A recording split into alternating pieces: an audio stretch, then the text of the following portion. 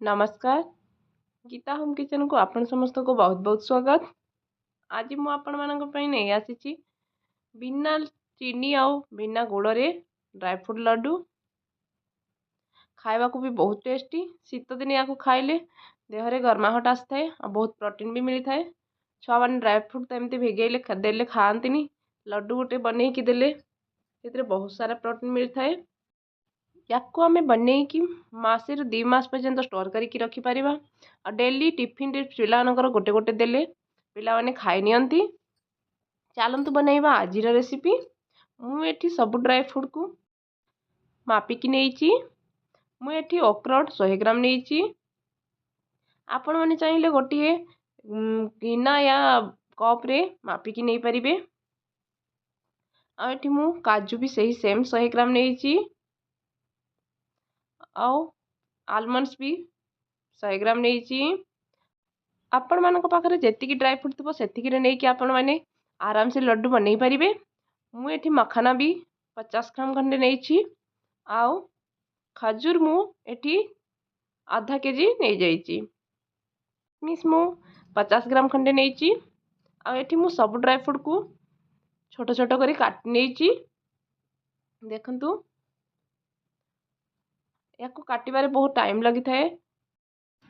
वीडियोटी को स्किप न करी फुल जाए देखिए। आ वीडियोटी भल लगी लाइक सब्सक्राइब एंड कमेंट रे जणेबे। एठी मु सब ड्राई फ्रूट को काटी नहीं। देखंतु सब ड्राई फ्रूट को काटी नेला परे आमे आकु एबे घियो रे भाजिबा। मुझे गोटे कढ़ई बसई। कढ़ई रे 1 चामच घी देइछि। प्रथमे आमे मखाना को भाजी नेबा। मखाना को जेपर्यंत क्रिस्पन न आसी से पर्यंत आमे आकु भाजिबा। मखाना एठी भाजी हो जाइछि। एबे आमे आकु थाली रे काढ़ी नेबा। एबे मु आ गोटे चामच देइकी पुणी सेठी रे आमे सब बादाम को जो काटी रखिथबा ताकू भाजी नेबा। घी रे भल भाबरे आकु भी भाजी नेबा। आमे गैस को मीडियम आंच रे रखिबे। हाई फ्लेम रे जमारू रखिबेनी। आ एमती आकु आमे धीरे धीरे भाजी नेबा। याकु भी आमे गोटे कढ़ई रे काढ़ी नेबा। पुणी मु एठी किछि सुखा नड़िया को भाजी नेइछि। किसमिस को मध्य भाजी नेइछि मु घी रे।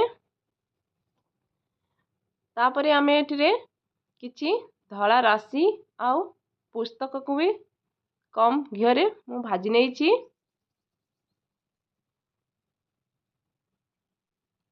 आकु आमे धीरे धीरे भाजिबा नले राशि लाल हो जिवो।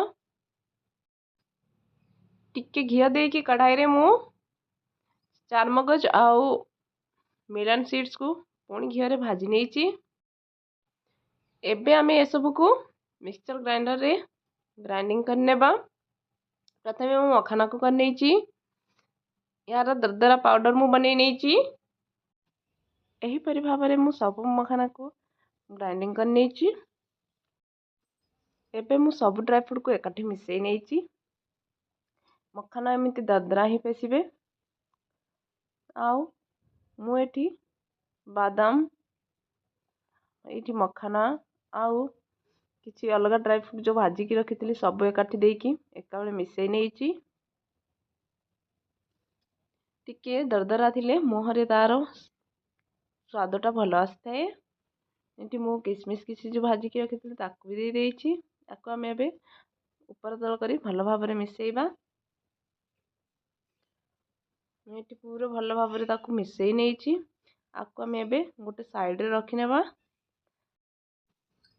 मु एठी राशि आ पुस्तक को जो भाजी की रखिथिली तार किछि मु एठी देबी आउ किछि रखि नेबी। परे से लड्डू ऊपर कोट देबा पई जोटा कि बहुत सुंदर देखा थाए और खाइला बेलू मुहरे लगी भी भल लगी थाए। एबे आमे सब खजूर को ग्राइंडिंग कर नेबा। मुझे सब खजूर को गोटे ग्राइंडिंग जार रे नेइछि। आ ताकू कम पानी देकी ग्राइंड करिछि। आपण माने चाहिए खजूर जगार गुड़ देकी भी करि परिबे। ग्राइंडिंग कला बेले खजूर रे मु पानी देकी ग्राइंडिंग करथिली। तो एबे मु ताकू चूल्हा रे बसई ता पानी अंश को मारी नेबा।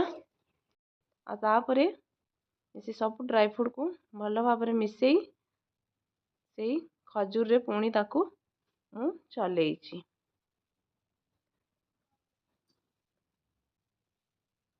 खजूर भल भाव हो गला परे ताकू आमे ड्राई फ्रूट सब देई मिसेइबा। मिसेइबा पई टिके कष्ट लगी थाए किंतु आराम से कले गरम गरम ही भल होई थाए। मोर पातियारे टिके भल कि हेलानी तो मो हाथ रे ही करनेली। एठी मो खजूर आउ ड्राई फ्रूट को भल भाव मिसई नेछि। एबे आमे ताकू लड्डू करके देखिबा। देखंतु ये बढ़िया लड्डू बनी जाए फटाफट। एठी मो आउ गोटे लड्डू बनै कि देखि दउछि आपण मानकू। ये बहुत जल्दी बांधी जाई थाए हाथ रे। खाइबा को बहुत सॉफ्ट रही थाए। एका बनैबारे बहुत टाइम लगी थाए। तो एठी मो हेल्प पई मो पुओ को मु डाकी नेइतिली। आ दी जण मिसिकी बनैले टिके मजा भी आसथाए। लड्डूटा खाइबा को बहुत सॉफ्ट ही थाए आ बढ़िया भी टेस्टी लगी थाए। तार जो दाना दाना मुहर बाजिले बहुत बढ़िया लगी थाए। आपण माने भी थोड़े शीत दिन रे आकू ट्राई करंतु। आउ छुआ मान को टिफिन बॉक्स रे गोटे गोटे दियंतु। छुआ मान को पई बहुत बढ़िया ही थाए। रेसिपीटी मोर भल लगी लाइक सब्सक्राइब एंड कमेंट रे कहिबे आपण माने केमती बनांती।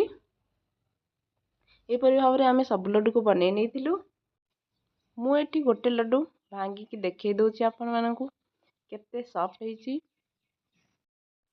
पुणी देखा हबो नेक्स्ट वीडियो रे गोटे नुआ रेसिपी सहित। से पर्यंत विदाय नउछि। धन्यवाद।